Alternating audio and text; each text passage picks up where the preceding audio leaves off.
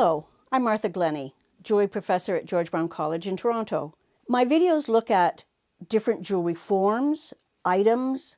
I'm offering tips, tools, and suggestions that work for me.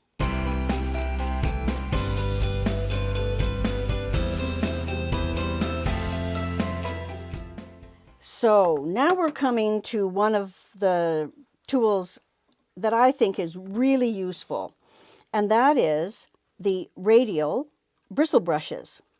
So these little bristle brushes are a plastic or a silicone material that has abrasive embedded in these little arms, and they are meant to spin in a specific way. They're meant to spin this way, so you have to be sure you don't put them on backwards and be kind of very unkind to your wheels. And you use them stacked up. So maybe you have 3 or 2 or 4 or 5 stacked up, and they provide an abrasive action over the surface. They come in a bigger size as well. These are very coarse ones. And they come in a size that's about that big for use on a polishing lathe. So where is this applicable? Well, let's continue on from what we were working on. And here's a piece that I've used my sanding discs on. And I've got on, let's see, these are the red ones. I know they look brown, but really they call them red. And this is 220 grit. The blue ones are 400 grit. The pink ones are finer.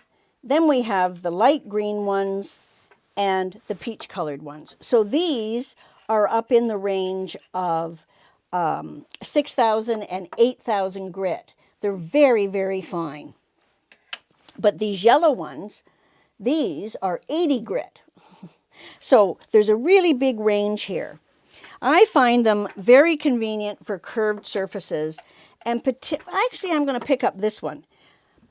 Can you see in the light reflections here that I used the sanding disc, but it's not completely smooth. It looks like maybe I've made a bit of faceting.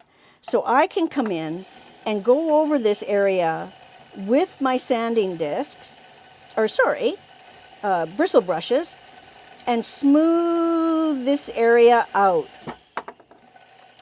And after going over it, you see, what am I doing? Well, once again, just like with everything with finishing, I'm moving it in all directions, aren't I?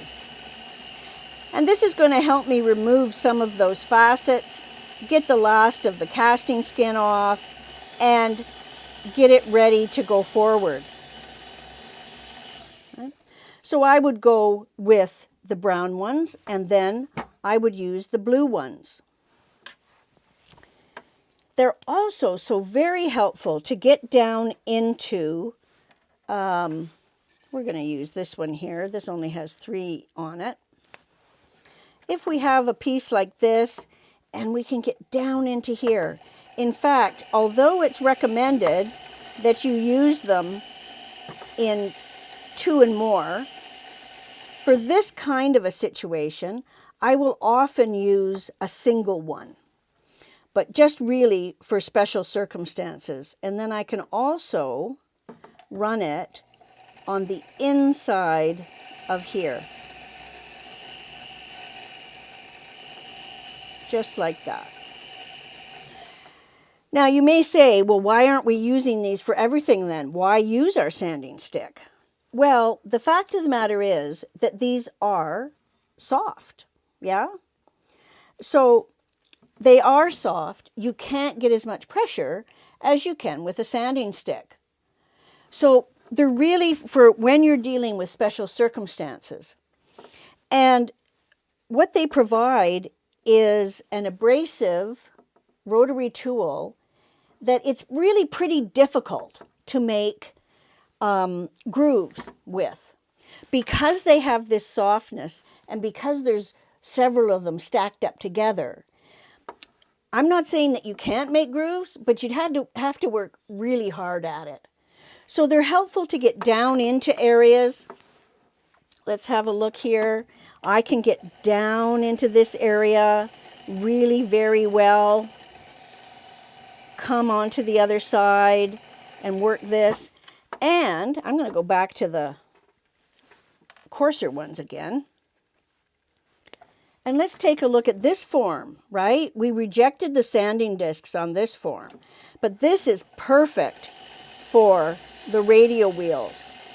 I can really get down into the bottom there and do both sides, all my surfaces.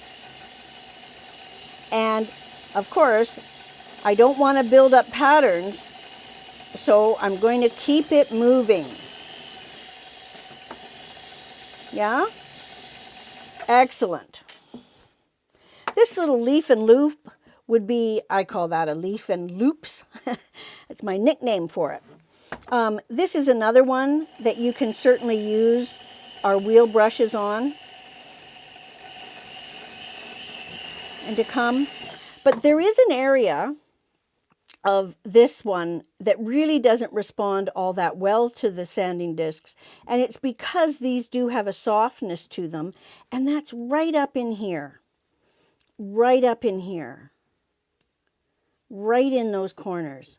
So I'm going to switch over to a different tool, and that is a silicone wheel.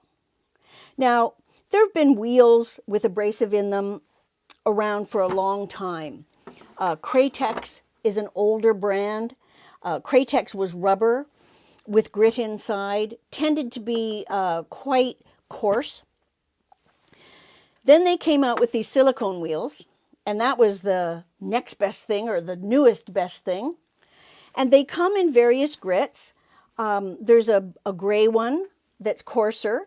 There's this, we call this the green one, the blue one, and the pink one. And these pink ones use pumice for the abrasive. And if you know anything about abrasives, we know that pumice is quite a soft abrasive. And so pumice wheels are safe to use around a lot of gemstones. So this is a really handy tool to use around settings and where you're worried about touching a gemstone. These other ones have either aluminum oxide or silicon carbide in them as the abrasive, and so they aren't safe around most gemstones. So let's see what these can do for us. If we compare these two, what we're seeing is this is a soft surface. We don't make grooves. This is a hard surface, so it will get more work done, but there's potential to make grooves. The silicone wheels come in different shapes. They come in discs that have a flat edge. They come in bullets. They come in all kinds of things. But I find this knife edge to be the most useful. So we're going to take a look at a couple things, if I can get my glasses on. So say I could use my wheel to come down into here, right down into that crease. And we want to keep in mind that using the sanding or the silicone wheel, got too many of these things out, using the silicone wheel is rather like using the sanding disc in that we want to keep it moving. So we can use it to go down there. We might use it to go and get down to the bottom of that sharp corner. Okay? But just like with the sanding discs, I want to be using this face of it, well, or this face of it, not so much the edge, okay? I'm not going to lead and come down with the edge. So we started out here, we were talking about how this leaf and loop form will be useful with the silicone wheels. So let's just have a look here. We're going to come in and we can get right into that corner.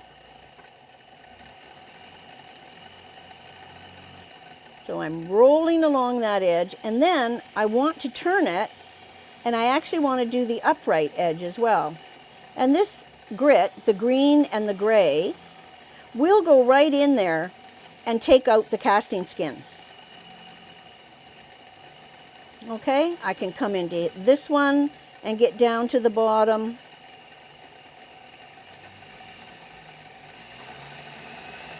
There, get stuff going a little faster here.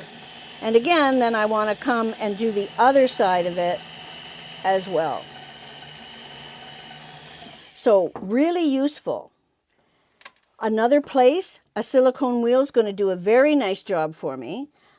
Let's see if you can see in the reflections how this line is a little choppy. It's not perfectly smooth. And if I just come with my knife edge, I can come in here.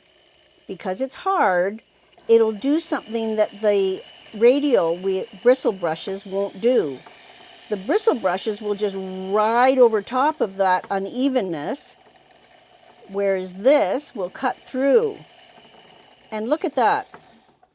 There, can you see that difference? How that's a nice smooth line now? I hope you can.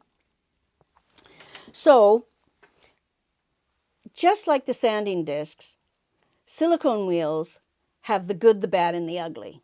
The good is that it can rescue you. It can go down into an area, like on the little leaf and loop form, and remove casting skin or a little flaw.